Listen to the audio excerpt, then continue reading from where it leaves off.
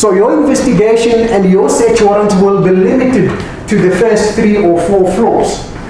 However, what the police have begun doing is that when they enter these buildings, they try to arrest anybody that they can find, and if they do arrest anybody, they ask questions, and then sometimes they get information that the top floors has got storage facilities as well as manufacturing plants, and then based on that information, they go to the top floors, seize those goods, and then the brand holders will have to bring a Section 5 application to rectify the steps taken by the police. Now, this picture is really about to try and demonstrate to you how difficult it is to try and get access to the goods.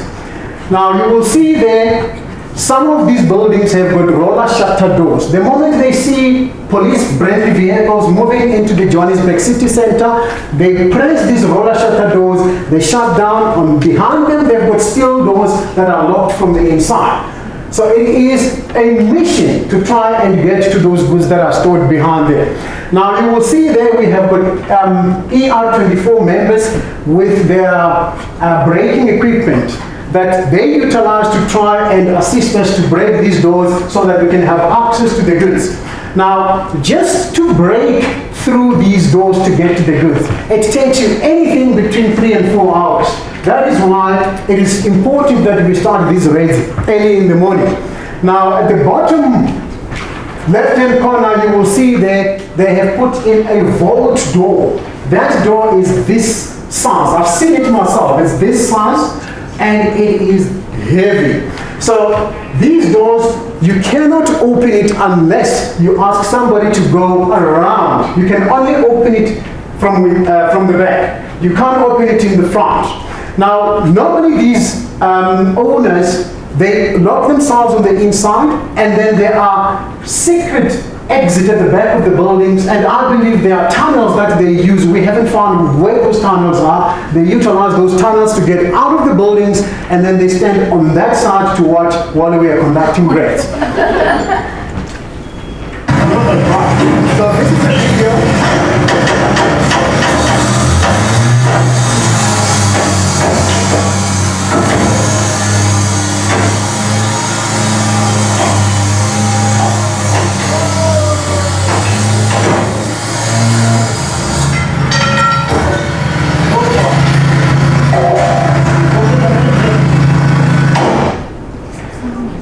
There is a video where Jaws of Life was being used to try and open the steel doors that we encounter.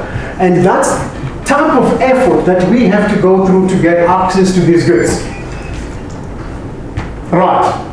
Once we get to the goods, these are the type of scenarios that we encounter. You encounter bales of goods that are packed on top of each other. When you open these bales, sometimes you find unbranded goods. And sometimes you find branded goods that are ready for sale. Now, as you can see, these are goods that would have been imported in most cases from China, and obviously they're coming through our borders. So the goods that are coming through branded, those should have been detained by customs at the border, but unfortunately it's not happening. Then you have a situation where unbranded goods are coming in, and obviously the unbranded goods, they're not going to be sold that way. They are going to be branded in these buildings, at the top of the buildings, then go to the storage facilities before they are transferred down to the shops. Now, these are the type of machineries and some of the equipments or tools that we find in these buildings, particularly at the top floors where they utilize the heat-pressed silk screen machines, where they put all these trademarks on these particular goods before they dispatch them out for sale. And this is a phenomenon that we find on all of these 11 buildings that we have already identified. And I believe that the number of buildings that are problematic is likely to increase because these syndicates have got massive financial muscle to be able to buy these buildings. One building, according to the deeds registry, was bought for 32 million rand in 2011. And another one was bought quite recently for 56 million rand. So we're talking about big money here. Right. Now, these stats that I have put on the screen here only relates to the goods and or brands that are represented represented by our firm. It doesn't represent any goods that were seized by other firms and or those brand holders themselves. So these are those stats that sometimes they get put on media trying to portray as if this is a global figure. It is not a global figure. It is only the stats for the goods that were seized by us on behalf of the clients that we represent. Now, what is important to see here is that in 2018, we had 35 search and seizure operations that were conducted at these particular buildings, and then we managed to remove goods in excess of that particular amount, $35 million.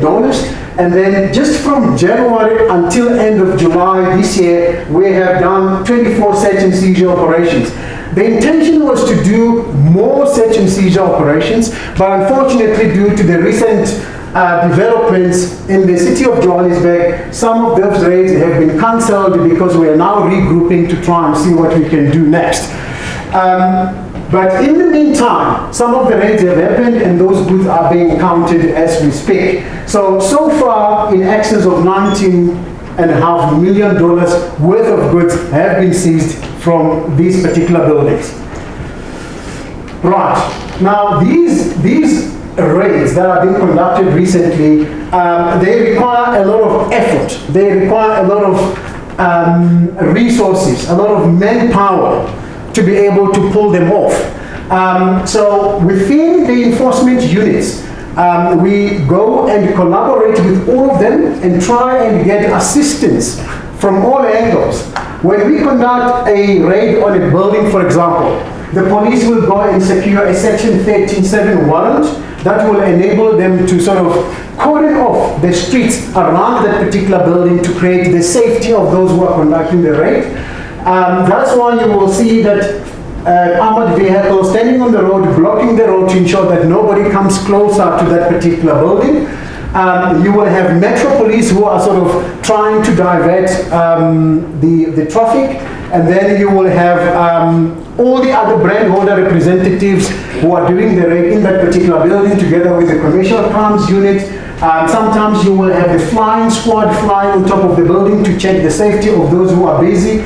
Sometimes you will have the dog units and dog handlers. The last raid in August that was conducted, we had about over 1,600 police officials on the ground.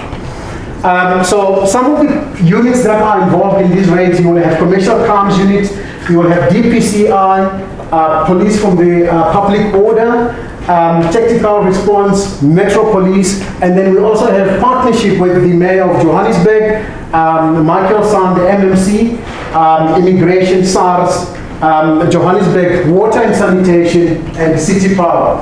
Now, what is also important that what we have discovered is that in most of these buildings, there are illegal water and sanitation connections, as well as the electricity connections.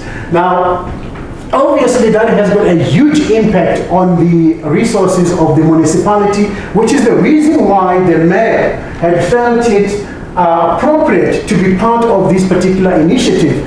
I am told that in some buildings where this municipal city officials, they went on their own to try and determine what was happening in those buildings. They couldn't gain access, they were chased away. But when we do these raids, in collaboration with the rest of the law enforcement units, they feel safe to come with us, and I understand that they have switched electricity off in many of the buildings as we speak. I understand in Dragon City not long ago they switched off the electricity, and then Dragon City was given a fine of 1 million rand, which was paid within 48 hours. Right, so those are some of the illegal activities that we found in these buildings. There's many more. Those are just illustrative of some of the activities that found happening in these buildings. Now, very briefly, at the moment, there are two processes that are running in parallel. The asset forfeiture unit, which is the arm of the National Prosecuting Authority, they are also considering to try and seize these buildings under the provisions of the Organized Crimes Unit, Organized Crimes Act. And the intention there is to make sure that we take away these buildings that are making it possible for these traders to actually trade. And then the other process that is happening at the moment is where the brand holders have taken a decision to actually consider a civil remedy in terms of which they want to sue the landlord on the basis that the landlord, they are creating an opportunity for a lot of other people to actually perpetrate or perpetuate these infringements that are happening in Johannesburg. Now, there is no specific case law in South Africa. However, there are many cases that have been developed in the US as well as in the UK, where the court have created a dispensation whereby the landlord can be sued for this type of infringement. In the US, they call it secondary infringement. That is what we're exploring in South Africa, and it will probably be issued very soon. Thank you.